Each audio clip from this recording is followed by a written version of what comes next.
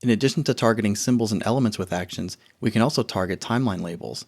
Now inside of this composition, I have the text on the chalkboard animated.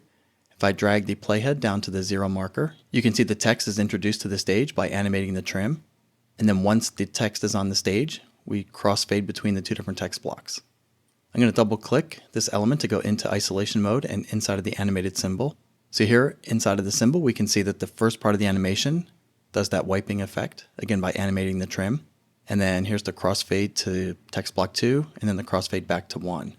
Now I don't want to set a loop on this symbol because I don't want to have the animation go all the way back to the beginning. Once we have the type wipe on the screen, I want to keep it there and then just do the crossfade. So to do that, I'm going to bring the playhead down to 2 1/4 seconds. I'm going to come over here and click on this button here, which is the insert label. I'm going to type in the word loop. This gives us the ability to add a label to a specific point in time within this symbol. Now to animate to this loop point, let's grab the timeline playhead. I'm going to move this out to about the 7-second mark. With the playhead at 7 seconds, let's come in here and add an action. That's going to bring up our code dialog box.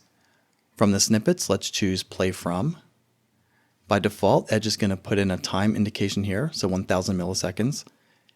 We're going to delete that, put in 2 quotes for a string literal, and type in the name of the label that we added to the timeline. So we'll put in loop, and then close the text block.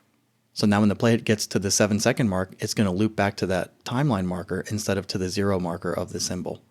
So to test this, let's choose Command Return or File Preview in Browser.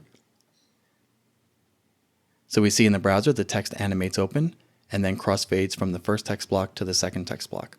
After the second text block fades away, we see it fades back to the first one. And again, we don't see that initial animation of the type wiping on the stage.